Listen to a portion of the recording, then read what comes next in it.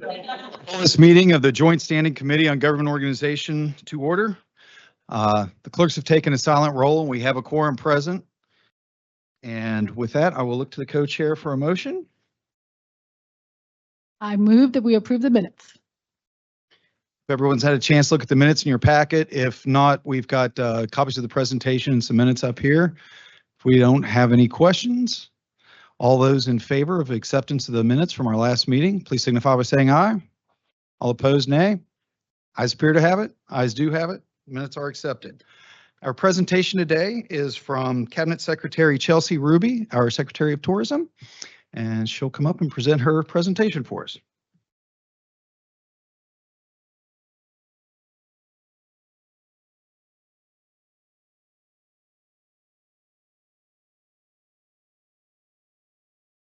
Good afternoon. It's great to see all of you. It's great to be here at Stonewall Resort State Park. I love the opportunity to have you all traveling around the state, getting to have kind of hands-on activities, going out on these trips and seeing what happens at our resorts, but then also what's happening in the tourism economy in the region. So thank you all for being here today. Today's presentation is a little different. So I know most of you in this room have heard me give updates on what the department's doing and know a good bit about what we do, but today's a little different. Today is us responding to the Performance Evaluation Division's audit questions. So if you're looking at some of these things thinking, why is she telling us this? I'm trying to make sure that we really go through and answer the questions. I will say it was a good exercise for me. So I came in with Governor Justice. So I have been in this job going on 8.5 years now. And then I'm very, very grateful that Governor Morrisey reappointed me. But this gave me a good opportunity to really look back and say, how are we doing things? How's the department functioning? Where are there areas we can improve? It also came at a time when the governor was asking us to take a look at those things. So I hope this is helpful to you all. It certainly ended up being helpful for us as we put it together. So a bit of a roadmap of where we're going today, and I know that we're starting a few minutes fast, so I'm going to go as quick, or a few minutes late, so I'm going to go as quick as possible. But we're going to start with who we are, what we do, and then really focus in on how do we measure success? What does the department look for to see if what we're doing is working? And then we look at recent success, and then take a look into the future. So starting with who we are, and I apologize, this is one of those very state government slides, and I have a couple in here, but I promise there's some videos too. But looking at this, the mission statement, and I won't read this mission statement to you, but I will say that the mission of the Department of Tourism has changed over the years. So it started out when I was first in this position that this department, it was a division then under the Department of Commerce, was really just focused on marketing and advertising. And you've seen over the last 8 years that we've really grown into an organization that looks at the tourism industry as a whole, looks at the workforce, the tax credits, and now starting to look at some of the community development. So our legal authority comes primarily from Chapter 5B, and this organization chart. Don't worry, I'm going to go through this here in a second, but the audit asked me to explain how our department functions. So I wanted to give you this. If you have paper copies, you can see the names on it. But a couple of highlights from this. We have 47 full-time positions. 39 of them are filled. We've got 8 vacancies. So I've got a couple vacancies. I will say those vacancies primarily relate to our welcome centers. So we staff 7 welcome centers, and that is a position that unfortunately is a higher turnover than the rest of our office. So that's where most of those are. So this is a look back at how many people we have in the department. And it's interesting, if you look back to when I first started here, we were significantly higher than we are today. We're down, to 47 positions. I think we're probably a little understaffed, but not too much.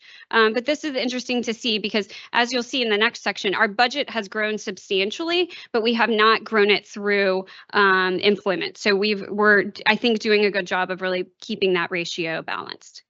So here, and again, I know you can't read this, but I'll call it a couple of things. This was, I was asked to do a 10-year budget look back. And I want to note a couple of things. While the marketing and advertising budget has grown substantially over the years, you'll see that our operational budget has not. So we have not asked for an operational budget increase with the only exception to that is the PEIA increases over the years or pay raises that were across the board. So operations have stayed really, really level. And then the other thing I'll draw your attention to is that we did start getting some federal funds. So for the first time, our department applied for and received about a $5 million federal grant. So those are the two main changes, or the two main things I want to call out. So here's the budget history over time. Again, those increases are the increases to marketing and advertising. And I'm going to go through the great results we've seen with those increases. So I want to take a step back and talk to you all about what our team does. So I mentioned on that first organizational chart that I have the team broken into several sub-teams. So my first team is the administrative and finance team.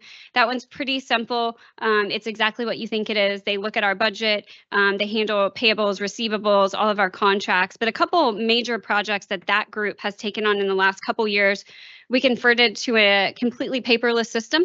So we've made everything electronic in our system. We now use the state's electronic travel system as well, which is much easier, and we get payments much quicker.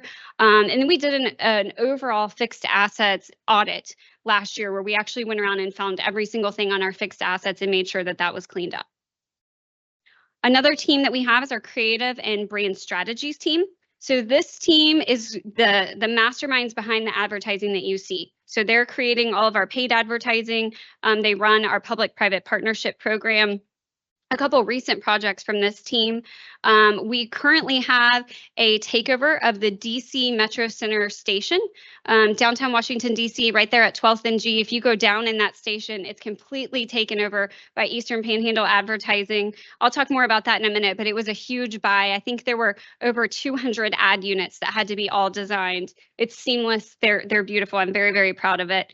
We also launched last year an online storefront to sell state parks and West Virginia tourism merchandise. So it's on State Parks' website. It's done very well. And then they've also gotten all of our summer advertising out. Hopefully you all are seeing it on TV, radio, digital, and everywhere you look. Destination development. This is a newer team that we've brought on in the last couple of years. This team really looks outside of the marketing and advertising and says, how do we keep the industry growing? So this team is focused on education, workforce programs, deals with the tourism tax credit, and then deals with our business listings and online portal. So a couple of major programs they have completed. You probably remember during session, Governor Morrisey announced the new Online Tourism Works program. So that program has generated, or we have issued over 10,000 micro-credentials through that free online program since March. We've also got an online portal. So if you're a tourism business in West Virginia, you can log in, see everything, get advertising assistance, workforce funds, everything all in one place. And then we've also created a statewide grant resource guide. So I was always struggling to find, I spend a lot of time talking to tourism businesses and nonprofits around the state, and they always want to know, where can we get funding? And I always tell them in the beginning, I'm sorry to tell you that I'm not the one who's going to give you funding for your project, capital for your project, but we've developed this great guide. We went and looked at all the federal grants that are out there, all the nonprofit, the state grants, everything, put it together. So if anybody has a project in their district and is looking for resources, let me know. I'm happy to send this resource guide. It's been very helpful. So our marketing and consumer insights team, they oversee social media, email marketing, and our website. So a couple of recent highlights for them is we've started really drastically increasing the amount of video content that we're sending out on our social media channels. And I'll come back to this. We've got a new state parks website that is going to be turned on in the next couple of weeks. And then we've really been looking at our social media campaigns for state parks to make them more revenue generating. We used to look at them based on conversions, trying to get people to visit our website. And we're now really changing that to be saying, how can we get more and more bookings? Another team that we have is outdoor recreation, and they handle kind of our consumer outreach, going to trade shows and things, also working on recruiting big events to come to West Virginia. So a couple major projects for them is, how many of you have ever used AllTrails? It's a big hiking app. It's the most used hiking app in the App Store. And we are trying to get all of West Virginia's trails on there. So we have an official partnership with them and are trying to make it easier, especially for areas in the state where there's no cell service when you go on a hike. That's not something that people from other places are used to. So we're really trying to make sure we get all of our trails updated. This team has also recently recruited Spartan is going to be doing its World Championship at the Bechtel Summit in the fall. So we've had some smaller Spartan races over the years, but we actually stole this World Championship from Sparta, Greece, and very, very excited to be hosting people from all over the world in the fall. And then the Almost Heaven Swings, this team also oversees that program. All right, public relations and strategic partnerships team. This is the team that's dealing day in and day out with news reporters, bringing in travel writers to the state and pitching stories. They also do all of our hosting of those travel writers when they're here, and they handle our brand partnerships. So a couple of big projects for them is they just returned from New York, where they were pitching travel and leisure, Southern living, food and wine, and a couple of other big publications. So we actually took West Virginia there. We had a West Virginia themed campfire that we set up in their headquarters. We had West Virginia hot dogs. Chef Paul from Charleston went and did these like very cool s'more dishes. And we had some storytellers and a bunch of different things, but we brought the outdoors to them. So we do things like that regularly. They're hosting summer writers. And then last but not least, we just did a summer satellite media tour, something we've never done before. We had a satellite company come in. We set up on the edge of Blackwater Falls and actually did back-to-back interviews all day long, live from TV stations all over the country. So it was really, really great. I think there were over 30 stations that actually came in and did interviews. So excited with some of the things that they've got going on as well. Visitor services. So this is the team that handles the management of our welcome centers. So again, we've got 7 that are under our purview.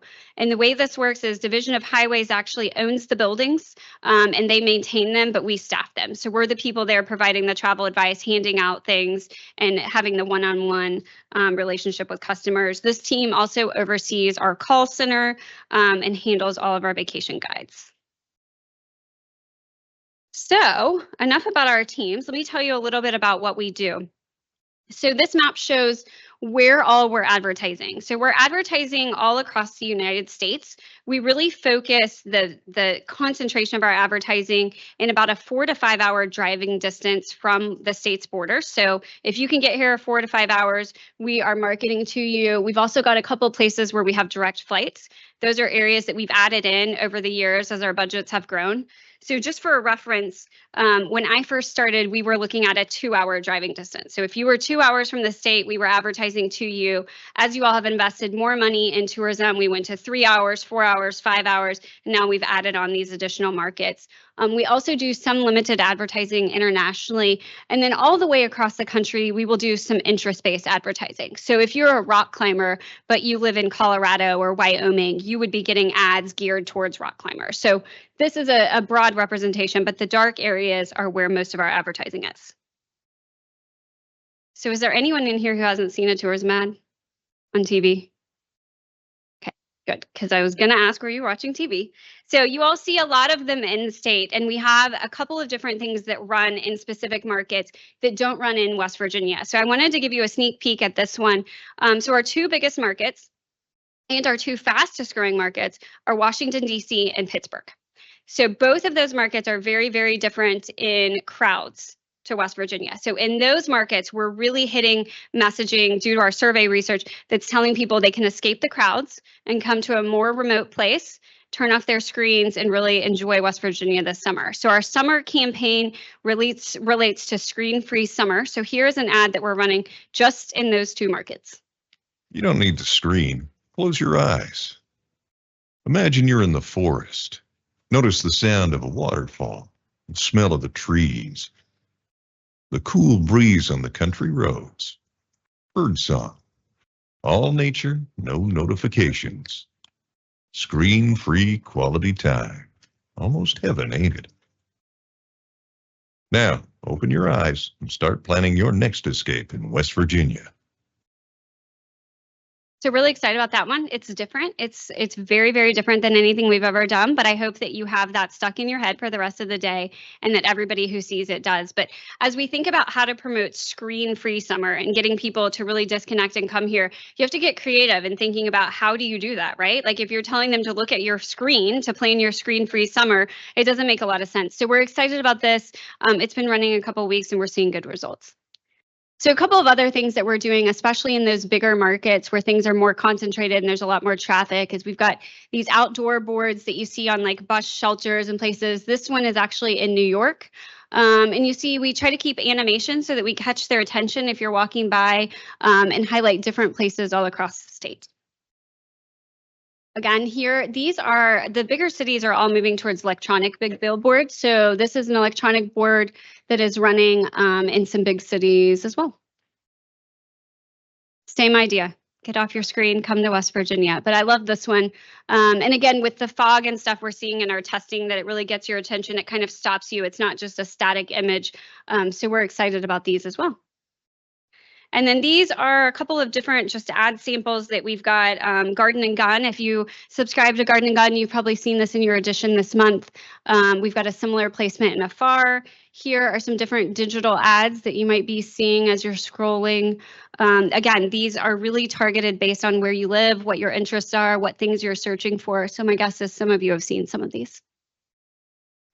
And then here's a number of other digital ads, and you'll see, you know, we've got a wide variety of different things that we're promoting in these. And again, most of it is very targeted. So if you like hiking, you're going to get hiking ads. If you like museums, you're going to get museum ads. If you like golf, you're going to get golf ads.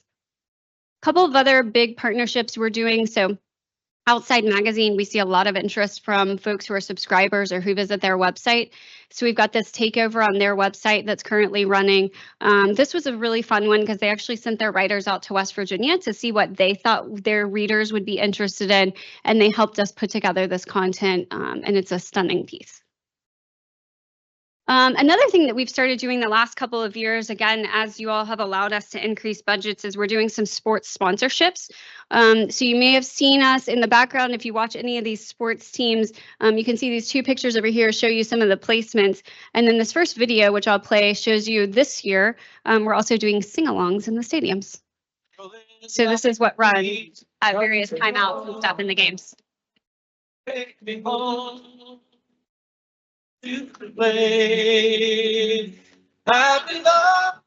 But you'll see that the Nationals have one coming up and the lyrics are going to go all the way across. So a great way to tie in. I know everyone saw the Super Bowl ad with Rocket Mortgage, but a great way to kind of keep that going, just that amazing sing-along vibe that we get off country roads. So a couple other things just to give you a baseline for what we look at when we look at, are we judging success? So our social media channels, we're approaching 700,000 on the tourism side. We also run the social media channels for about the last year for state parks, and we're going to hit 250,000 this year. So we're seeing good growth there as well. National and international publications. So these are some recent articles that you may have seen featuring West Virginia. And this is one area that I'm really proud of. It used to be that we were almost never featured in these stories, and we would send them press releases and they would just kind of go by the wayside. And I think we were just stuck in inboxes with hundreds of other people promoting their destinations. And we really changed strategy and said, instead of sending them just press release after press release, we want to invite these writers here. We want them to experience West Virginia. And since then, we have been named a top vacation destination by almost every major publication out there. So that's a really, really high level look at what we do on the marketing and advertising side. But I want to really get deep into how do we measure success? So all of the funding that we get is either state taxpayer dollars, federal dollars, or is from our private partners who are investing in our public-private partnership fund. So we don't have any money that's not truly money that belongs to the people, that's not taxpayer dollars in some way. Even those local convention and visitor bureaus, a lot of that money is flowing through from county tax revenue. So we make sure that every dollar that we're spending, we're really able to track and come back to you all or any other stakeholder and show these are the results of these dollars. So I wanted to break this down into, there's kind of three things that we look at. So the first one is awareness. Like, how much do people know about West Virginia? Are they thinking about West Virginia as a vacation destination, a place to live? The second one is to grow that traveler spending. So we need them to come here. We need them to spend money. We need to spend money in our state. And then the third one is to grow our industry. So we've seen huge growth in visitation, but now we've got to make sure that we're building the industry at that same pace so we can sustain this growth. So I'm going to go through each of these and tell you what we look at on a day-to-day basis. So in the awareness category, so this is the category where we're looking at how do we tell West Virginia's story. So the indicators of success here are vacation guide requests. We do a lot of email marketing. So there we're looking to see, are people opening those emails? Are they clicking on them? We do advertising effectiveness study. So you all know when I come present before finance every year, I say, these are how our ads performed. This is the number of people that came. So on this side, we're looking at the effectiveness of that. We're surveying people in those markets to see what they remember, what they did, and what their experiences were like when they came here. We also look at website sessions and engagement. So we're looking, are people coming to our website? And we want to make sure it's not junk traffic. So if we're paying for ads for people to come to our website, we want to make sure that it's good quality traffic, that they're engaging with our website. Paid media and earned media impressions. We keep very close watch on that. I have a dashboard I log into every day to see how things are going. And it's not unusual, and in fact, I did it on Friday, for us to say this month, we're seeing better success with this tactic than this tactic, and we're constantly moving money between those different things. So we look at that every Thursday and are always moving money. At some point, social media does better. At other times, the banner ads and TV, et cetera. So we move things around quite a bit. And then we're also looking at our social media impressions and views. Okay, so looking at driving visitation and consumer spending. So we're kind of going down this funnel. This is looking at, are people coming to West Virginia and are they spending money? And are West Virginians traveling around their own state and spending money? So here, this is real raw data that we usually look at. We look at county level economic impacts. So we're looking at how much is being spent in hotels in every one of our counties, how much is being spent on gas taxes in every one of our counties. We also look at geolocation data. So we subscribe to a number of different services where we can look and see where are people coming from. So I could look at Stonewall Resort State Park, and I could look at the last month, and I could look at the volume of traffic here based on cell phones, and I could tell you where those people are coming from, and then it also ties it to credit card data.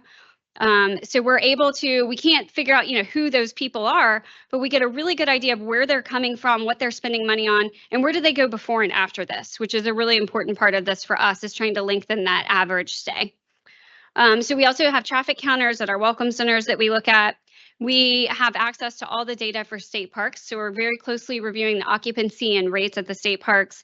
And then we look at national lodging performance reports. So we're always comparing ourselves to our competitive states. Okay, then the last one, and again, this is the area that I said has really evolved in the last couple of years. We're looking at how do we increase employment and how do we grow the industry? How do we make sure that the visitation growth that we're seeing can really be sustained into the future? So on this, the indicators of success are things like the number of events we're attending, industry participation. So how many partners we have, how many people are in our database that own cabins, et cetera, portal signups, Tourism Works application. This is our employment funding reimbursement program. So this is looking to see how many of those funding requests are we sending out.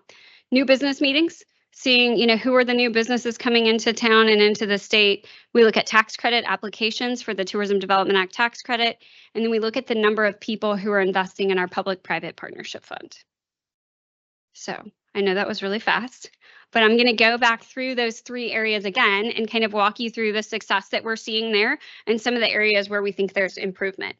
So again, a refresher, awareness, driving visitation, and then building the industry. So in the awareness, social media. So we've seen great success in social media in the last couple of years. Is there anyone in here who's not on social media? I'm so impressed. But everyone is, and it's a great place to reach people, and it's a very, very cost-effective way of reaching people in a place where we see really great conversions. So if looking at our social media, and this is something that we follow not even on a weekly basis, but on a daily basis, our annual impressions are over 400 million now.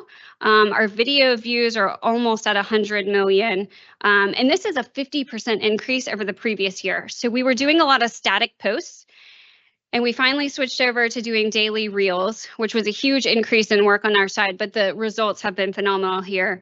And we see about 11 million in annual engagement. So these numbers are really, really positive. We look at email marketing. I don't know how many of you are on our email list, but we send out a lot of inspirational emails, things to do this weekend.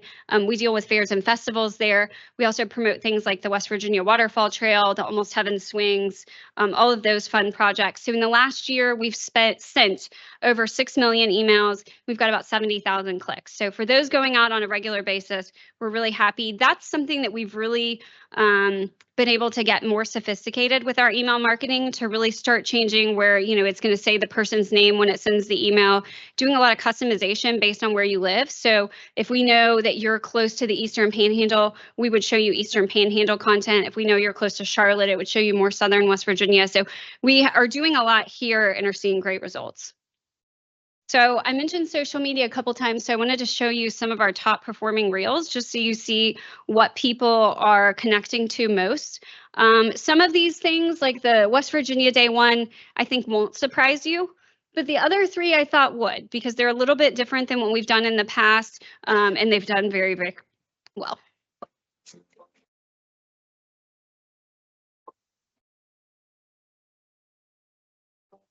Okay,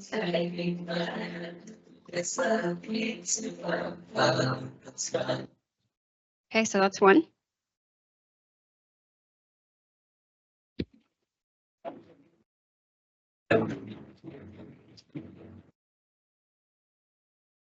So both kind of common denominators, they're both taking cell phone footage from someone in our office. So this is not like a big crew. This is really just someone, one of them I even took some of the footage on. And then they both use trending audio, which we see using trending audio. You have to really stay on top of it because they don't trend for very long, but that's really a quick way to get your impressions up. This next one is a more polished video that we did for West Virginia Day last year. Take me home to the place I belong. West Virginia, mountain mama, take me home, country road. The committee meeting next door might not appreciate that I keep playing country roads over and over. So sorry to those over there. And this last one is kind of a mixture between those two things. There's some professionally shot footage and there's some kind of homemade footage in there.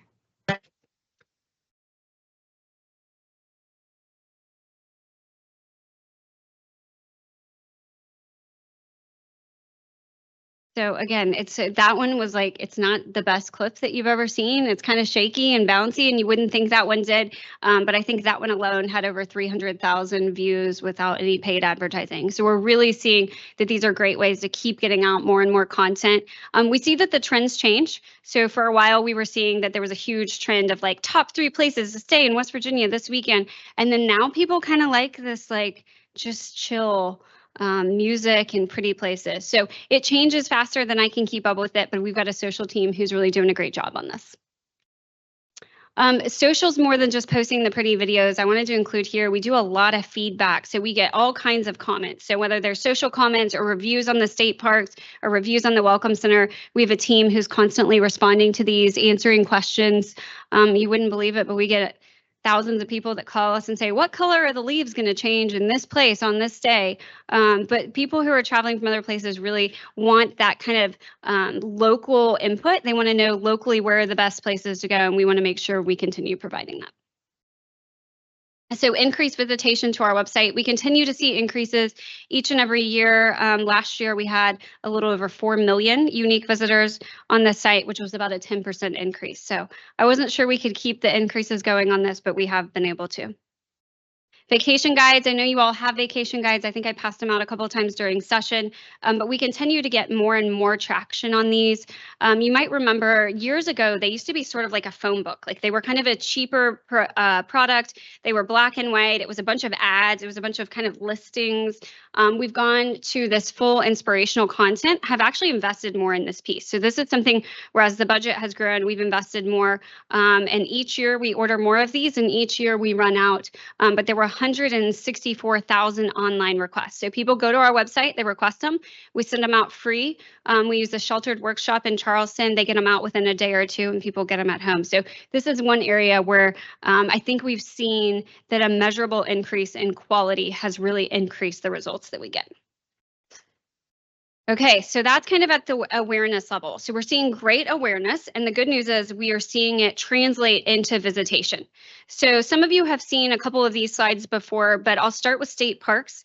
So this is a state parks revenue chart looking back over the last 10 years. The dip in the middle is COVID. And then you see we went straight up. So a couple of things have happened in this 10-year period. One, we now have a dedicated advertising budget for West Virginia State Parks. So again, we run it through the tourism system with the tourism media. It's really an integrated system.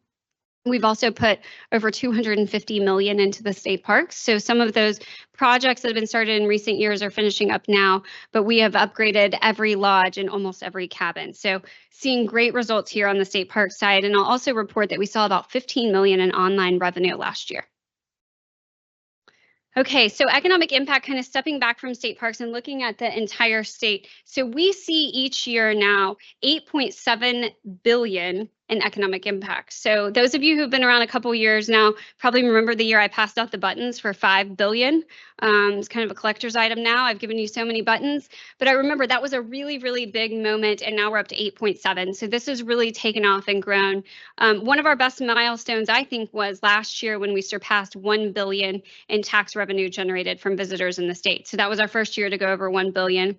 We've got about 60,000 people employed in the industry right now, and those folks are being paid out 2.1 billion annually in employment income.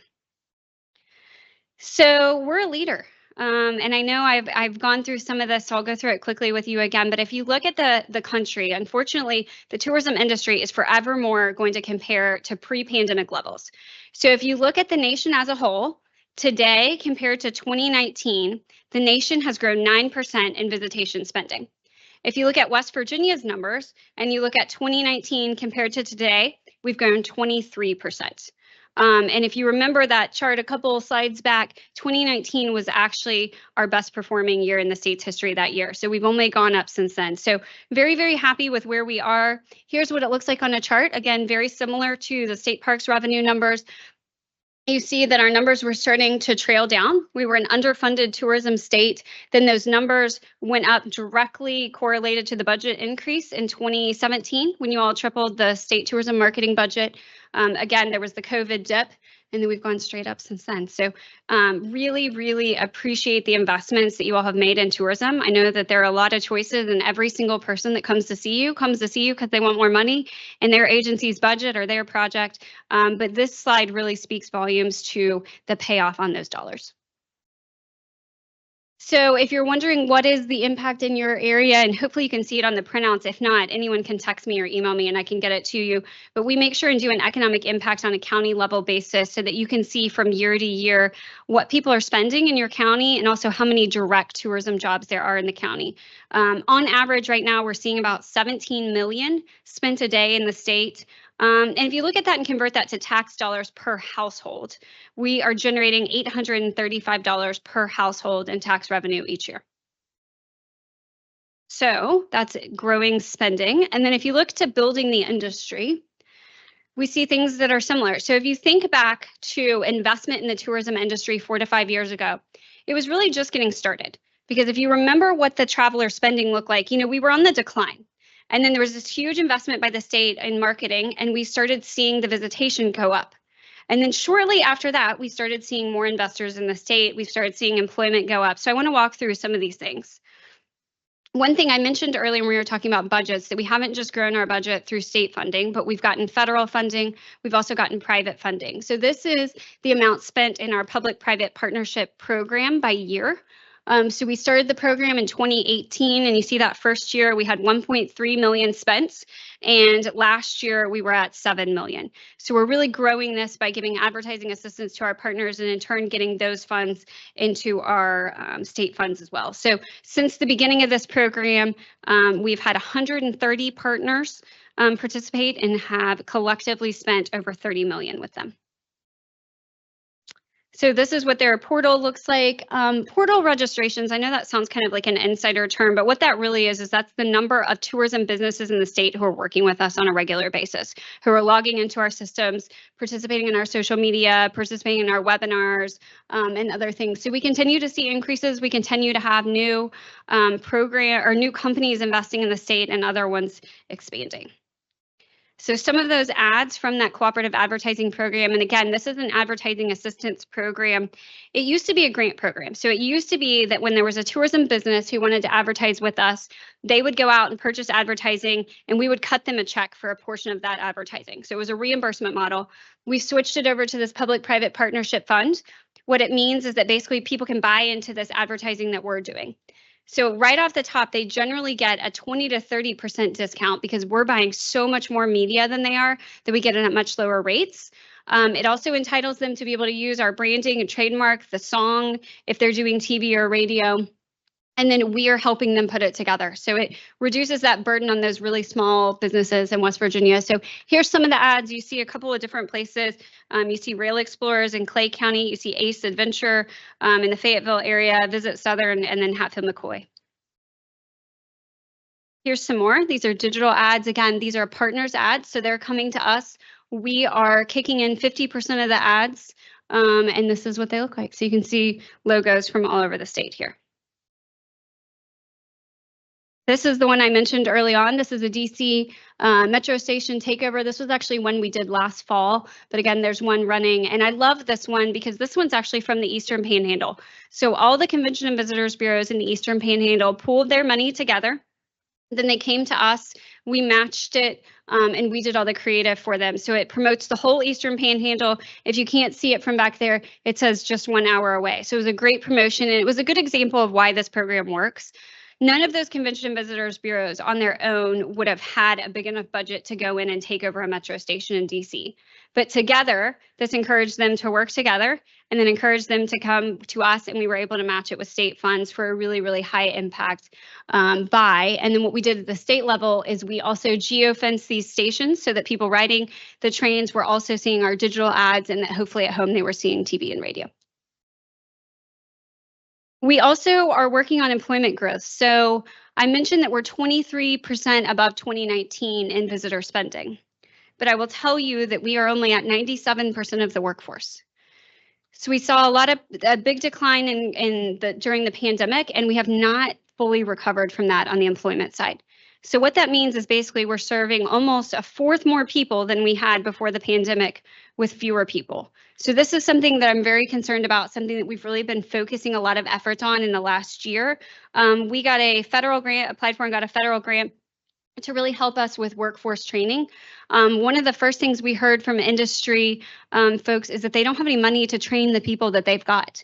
So 97% of businesses in West Virginia in the tourism industry said they have $0 in their training budget. So through this program, and again, these are federal dollars, we've been able to award over $300,000 in training dollars. So if you see on here, we've had 73 applications that have been approved, about 1,600 people that have been trained through these dollars. And if you see on here, you can see the different types of training. So some of them are outdoor recreation, focused training for safety protocols and whatnot. Some of them have been things like sommelier training for restaurants to bring in new services. So there's a lot of different aspects of this, but what we're trying to do is deploy these federal funds to make sure that these business owners can really get their employees trained. We've also seen record-breaking private investment. So we're looking here at, are we growing the industry? And on the tax credit side, yes, we absolutely are. So we have had almost $300 million awarded in tax credits since the beginning of this program. And we've had more in the last 8 years, or that almost 300 million is in the last 8 years, which is more than 3 times the investment that they saw in the first 12 years of the program. So this program has really, really taken off. People are seeing that visitation in West Virginia is growing, that this is a reliable market. This is a place you want to invest. We're one of the fastest growing places in the country, and we're really starting to see those private dollars flow in. So just 5 examples of different places that we've given tax credits to in the last year. And I love these examples because they're all very different. So we've got Devil's Backbone. This is in Mingo County. It's an ATV resort. Shepherdstown Opera House in the Eastern Panhandle. Oglebay Resort. They did a huge renovation.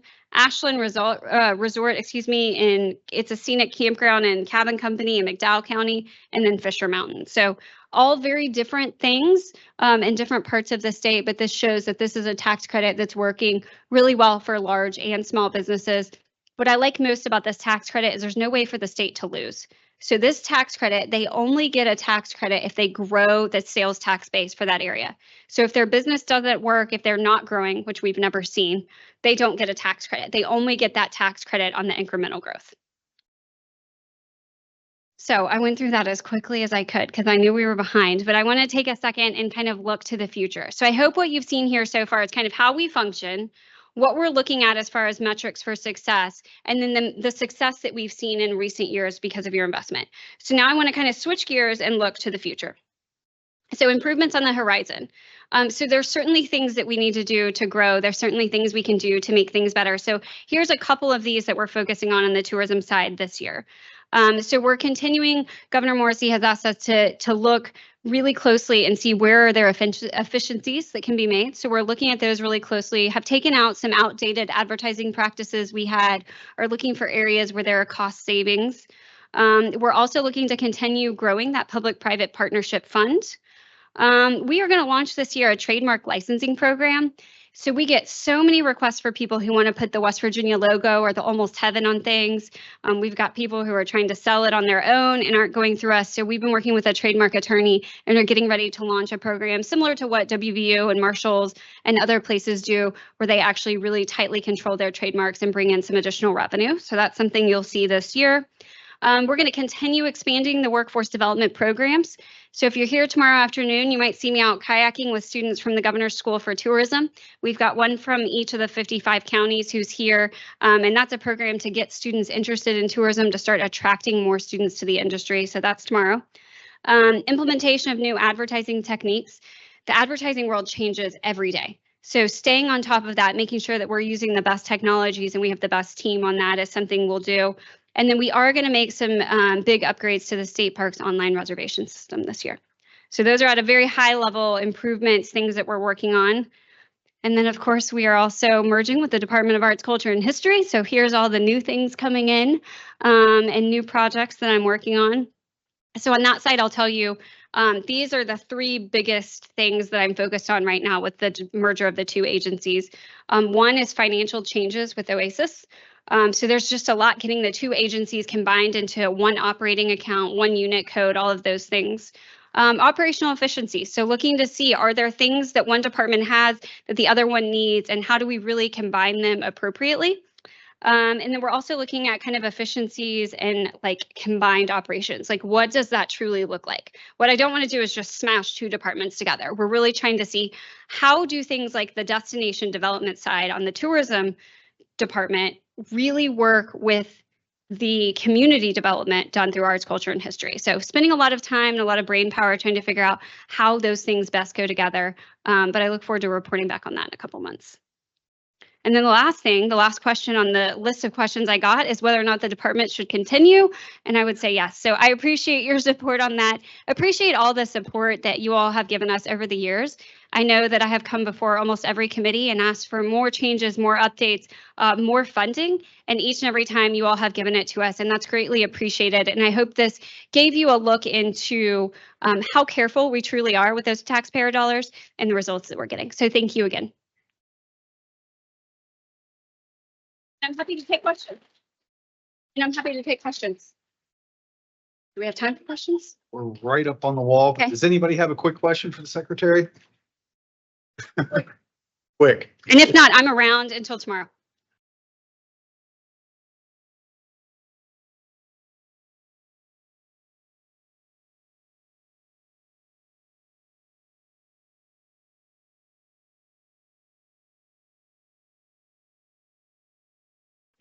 And we really appreciate all that you're doing there. So I have two different questions. Okay. One, we look at kind of two types of investments. We can invest and continue to modify or improve our state parks through which are government controlled, or we could offer incentives to grow private business in tourism. Which of those sectors do you feel would benefit the most from that funding? Allowing private sector to meet that demand, or should the government be doing it? So I wish that was like an easy question. I could say one or the other. I think unfortunately the answer is probably both. Yes to both things. So I think we've seen a great mix over the last couple of years of investing into the state park system, really looking at that infrastructure that had been in disarray for years and hadn't seen the upgrades that it needed. So bringing that into a really good shape, like you see here. And then also because of those state level investments, I think we're starting to see so much more private investment. I mean, those 5 examples I gave you are literally in 5 different corners of the state. And those are all people, whether they were West Virginians or people who came back to West Virginia or people who just saw that it was a state that's doing really well in the tourism economy and came here to invest. So I think the answer is all of the things. And I think that you're going to see a lot from the Morrissey administration really looking at those efficiencies and saying, how can we operate these things most efficiently and keep the growth going? Second question, our DNR operates our state parks, and obviously at one time tourism was under commerce along with DNR. And now that we've separated that out here, I represent Stonewall. At times we're kind of, well, we need to contact tourism about something, and then we need to contact the DNR about this issue. Do you think there's inefficiencies in how those are split? And would it be better housed to have state parks under your purview, or? Yeah, so I think, and I know this is your district, and I think Stonewall's the trickiest because we've got the Army Corps, we've got a private investor, we've got state parks, and we've got tourism. So I hear you on at times it can feel like which person, but I do feel like we have a good working relationship right now and that everybody is really working together. I think that putting the marketing, the state parks marketing in with tourism, we've seen documented results there. Just, the buying power of tourism compared to DNR doing it on their own. So I think we've seen a lot of efficiencies. I think it's working well right now, but I know the governor's got us looking at every aspect of all the departments to try to see how can we be more efficient. So you might give us a couple more months to kind of look into that one. I don't know that I have a long-term answer, but I do think right now the group that you've got is working together really well. All right, thank you. Yep, thank you. Thank you, Secretary Ruby. I'll be quick. My first question was, you said you guys went paperless. How did you do that without increasing your operational funding? And could other cabinets maybe utilize that too? Yeah, so it was, I won't say it wasn't painful at first because I had to take years and years of like paper products, but we use project management software and we've just, once you do it, it's easy to keep it going. It's kind of that leap to getting everything scanned in and getting it going. But we keep everything on the state's Google Drive and we sign it all electronically. We've gone through the process with the auditor's office and the Secretary of State's office to do it. So yeah, I think a lot of agencies are doing it. I think we might have been one of the first. We did a couple years ago, but I think a lot of agencies are moving towards it. Cool. Next question. I didn't see TikTok on your social media strategy. Are you allowed to use TikTok? And can you talk about that a little bit? No, we do not use TikTok. And is it because you're not allowed to use it? Correct. And is that because of was that a state law or maybe the governor put something in place a while ago? It was, I believe it's a state law. We have never really gotten into TikTok. There was a period where we had TikTok for a little bit and Pinterest, and we were seeing better performance on kind of the like inspiration, vacation, beautiful picture site on Pinterest. And so we've just leaned really hard into Pinterest. So we do Pinterest, X, and then the 2 Meta products. Okay. And then YouTube, I'm sorry. Yeah. Last question. Can you talk about how weather impacts tourism with the recent flooding, both up north, down south, kind of just flooding and then in general? Yeah, so flooding can have huge impacts on tourism. Obviously, when the tourism businesses are damaged, you can also see tourism numbers actually go up artificially in some of these areas. If there's a big weather event and you have people moving in and staying in hotel rooms to help with recovery. So we see a lot of I always have little footnotes on our occupancy reports because they are greatly influenced by weather. I mean, the other thing we see is, I'll give you a great example. Last April of last year, our numbers were down, and it was because there was so much rain that people weren't fishing. And April is a big month for spring fishing. So we see a lot of kind of fluctuations, and sometimes it takes me some time to figure out exactly what goes where. But certainly tourism is a weather dependent business. And if anybody else has questions, I'll be around this evening and tomorrow. Thank you so much. Thank you so much. I think we're all appreciative. The incredible job you've done at tourism. There's no further business to come before the committee. I'll look to my co-chair, Oh, sorry.